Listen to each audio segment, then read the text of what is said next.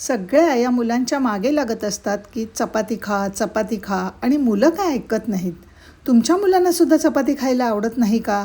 तर ही रेसिपी तुम्हाला खूप उपयोगाची आहे.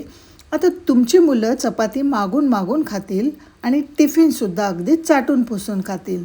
तेव्हा तुमच्याही मनाला समाधान मिळेल की चला, आज मुलांनी चपाती खाल्ली, तेही एकदम हेल्दी आणि टेस्टी. मी तुम्हाला अशी डिश दाखवणार आहे की तुमची मुलं 5-10 मिनटं हे सगळं विसरून जातील. तर चला लगेचच सुरू करूया आजची हटके रेसिपी. नमस्कार, मी छायाच कुक टाईममध्ये पुन्हा आपलं मनापासून स्वागत. सर्वात आधी आपण घेणार आहोत 1 कप गव्हाचं पीठ. सोबतच टाकणार आहोत थोडंसं मीठ आणि तेल. थोडं थोडं पाणी टाकून पीठ गोळा करून घ्यायचं.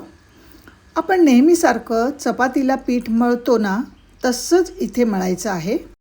आता हे पीठ मी मळून घेत आहे.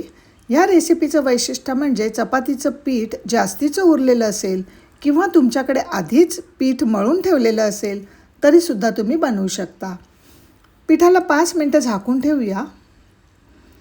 5 मिनटानंतर पुन्हा आपण थोडं पिठाला मळून घेऊया. या पिठातूनच आपण मीडियम साईजचा गोळा घेऊया. नॉर्मल चपातीला गोळा घेतो ना, अगदी तसाच चांगला गोल बनवून घेऊया. आता कोरड्या पिठामध्ये घोळवून आपण ह्याची चपाती लाटून घेऊया. आता इथे खूप पातळ किंवा खूप जास्त जाड नाही, मीडियम लाटायची आहे. ही बघा, अशा प्रकारे. आता जेवढं आपण पीठ बळलेलं आहे त्याच्या सर्व आपण चपात्या करून घ्यायच्या. आजकाल मुलांना जंक फूड फार आवडतं, परंतु आपल्याला समजत नाही की असं आपण काय बनवू शकतो की जे लवकर होईल आणि मुलांनासुद्धा आवडेल. मंडळी, तुम्ही माझ्या छायाच कुक टाईम चॅनलला सबस्क्राईब करा. चॅनलला पहिल्यांदाच भेट देणाऱ्या मंडळींनी सबस्क्राईब करून बाजूचं ऑलचं बटन प्रेस करा. मी अगदी घरीच असलेल्या साहित्यांमधून तुमच्याबरोबर नवनवीन रेसिपीज शेअर करत असते. आता हे सिक्रेट आहे की आपण नक्की बनवणार काय आहोत, बरोबर ना?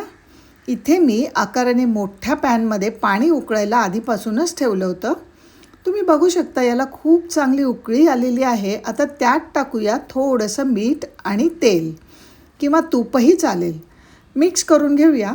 आता उकळत्या पाण्यामध्ये आपल्याला ही लाटलेली चपाती घालायची आहे. आता तुम्ही म्हणाल, छाया काय करतेस हे? आत्तापर्यंत आपण चपाती तव्यावर शेकत होतो, बरोबर ना? पण तुम्ही अशा प्रकारे उकळत्या पाण्यामध्ये चपाती टाकून बघा. एका वेळेस पॅनमध्ये जास्त घालू नका, 1 किंवा 2च टाका. आणि 30 सेकंदापेक्षा जास्त याला शिजवायचं नाही, नाहीतर चपात्या तुटतील. हे बघा, 30 सेकंदानंतर चपातीला काढा आणि एका प्लेटमध्ये ठेवा. एकावर एक ठेवू नका, हवा लागली की मग अजिबात चिकटणार नाहीत. म्हणजे तुम्ही व्यवस्थित कापू शकता. आणि नंतर तुम्ही चॉपिंग बोर्डवर काढा. पाणी सुकल्यानंतर थोडंसं तेलाने ब्रश करा आणि नूडल्सप्रमाणे लांब लांब कापा. हे बघा, अशा प्रकारे नूडल्स असतात ना, अगदी तसेच लांब लांब पातळ कापा. गव्हाच्या पिठापासून सगळ्या चपात्या आपण अशाच प्रकारे तयार करून घ्यायच्या आहेत. हलकासा तेलाचा हात लावा आणि लांब लांब कापा. बघा, हे आपले सर्व आटा नूडल्स तयार आहेत. मैदा नाही, मशीन नाही, फक्त उकळत्या पाण्यात गव्हाची चपाती टाकायची आणि बघता बघता बाजारासारखे लांबट टेस्टी नूडल्सने तयार होईल आपला झटपट स्नॅक्स, नूडल्सच्या चाऊमिन. नेक्स्ट आपण गॅसवर ठेवूया पॅन किंवा पसरट भांडं. त्यात टाकूया 2 चमचे तेल. तेल छान गरम झालं की तेलात टाकूया अर्धा इंच आलं बारीक केलेलं, 1 मोठा चमचा लसूण सरबरीत केलेला, 2 हिरव्या मिरच्या बारीक कापलेल्या. हे सगळं थोडा वेळ परतून घेऊया. इथे मी काही भाज्या घेतल्या आहेत. तुम्ही काय करायचं, घरी फ्रीजमध्ये जे काही अवेलेबल असेल ते या ठिकाणी घेऊ शकता. आता मी सगळ्यात आधी भाज्या न टाकता मी कांदा टाकणार आहे आणि कांद्याला चांगलं हलकंसं फ्राय करून घेणार आहे, कारण बाकीचं आपण सगळं क्रंची ठेवणार आहोत. आता या स्टेजला टाकूया बाकीच्या सगळ्या भाज्या.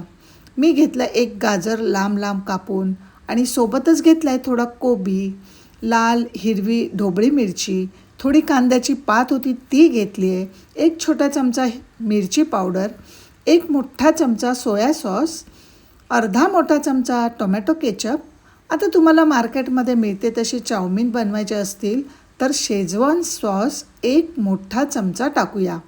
चवीनुसार मीठ घाला. हे सर्व तुम्ही तुमच्या चवीनुसार कमी जास्त करू शकता.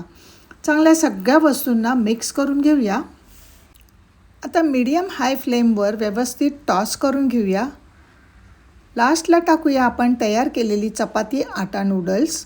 आता नूडल्स टाकल्यानंतर इथे हाय फ्लेमवर 2 ते 3 मिनटात टॉस करून घ्यायचं.